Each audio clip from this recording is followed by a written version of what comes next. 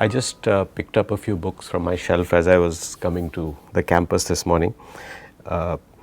This is a translation of a memoir by Suryakant Tripathi Nirala, who is a very famous Hindi poet, arguably one of the most famous of the modern Hindi poets.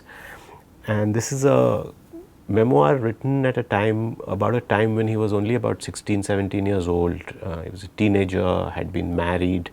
It's a very short piece, but a very charming piece, a little bit of a humorous and a witty piece as well, which talks about a very difficult time in his life, but also meeting some very interesting characters.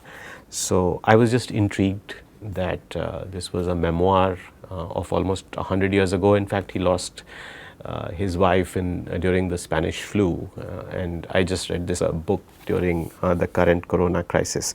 Anyway, a very unusual piece.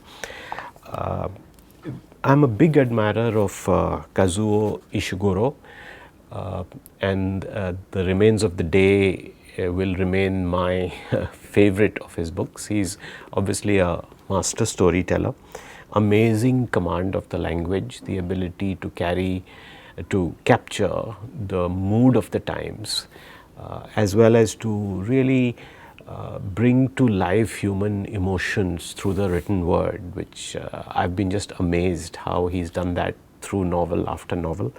This one actually became a very famous movie and also won the Booker Prize. The movie had two of my favorite actors, Emma Thompson and Anthony Hopkins. But what was very nice is when I picked up this book, I found that it had been given to me as a present by two of my best friends, and I had forgotten that. So it's very nice sometimes to just pick up a book off the shelf, and this occasion allowed me to do that. The third one is a very famous Peruvian writer who also went on to become a politician and ran for the prime ministership, I think, of Peru, Mario Vargas Llosa. This is the first book of his that I read, called Aunt Julia and the Scriptwriter. The book is called Aunt Julia and the Scriptwriter. It's funny, it's quirky, it's bizarre in terms of its storyline, and things start getting crazier and crazier. It's one of these novels that is real and unreal at the same time, and he just creates these funny situations as well as writes and depicts them so beautifully. I was really enamored by this book when I first read it long time ago.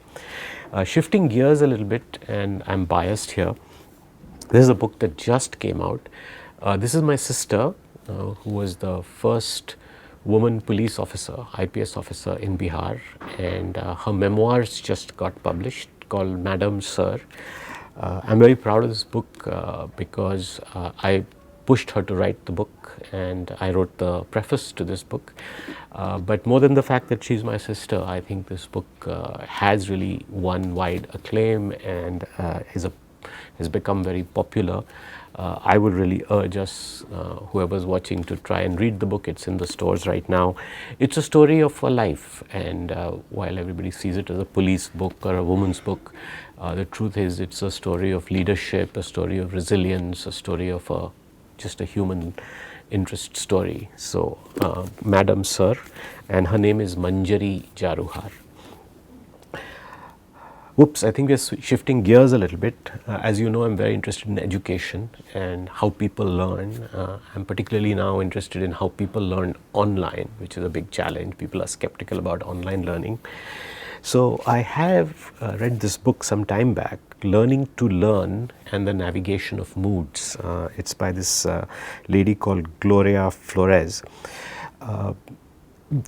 Everybody talks about the big meta skill in the future being learning how to learn, because you're going to constantly keep changing the discipline you'll work in, the area you'll work in, and the world will keep evolving so quickly that you'll have to learn new things. So learning to learn has become a big buzzword. But what this book argues, that you can actually learn almost anything as long as you're in the right mindset to learn. And how do you create the right mood for learning? which I found very powerful and intuitively makes sense, right? Sometimes you are in a learning mood and sometimes you're not. And so what are learning moods and how do you create them? This is a book that I got recently, and I don't know, somebody recommended it. It's called Wanting, and it's written by this guy called Luke Burgess, Wanting. He talks about the importance of understanding why you want certain things in life and where does this need to want things come from.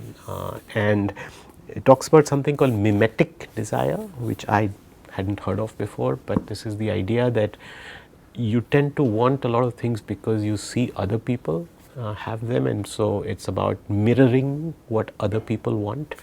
Again, I thought it was a very powerful idea and a very compellingly written book with very good examples and a very compelling argument, and again, I thought it was a very uplifting and inspirational book.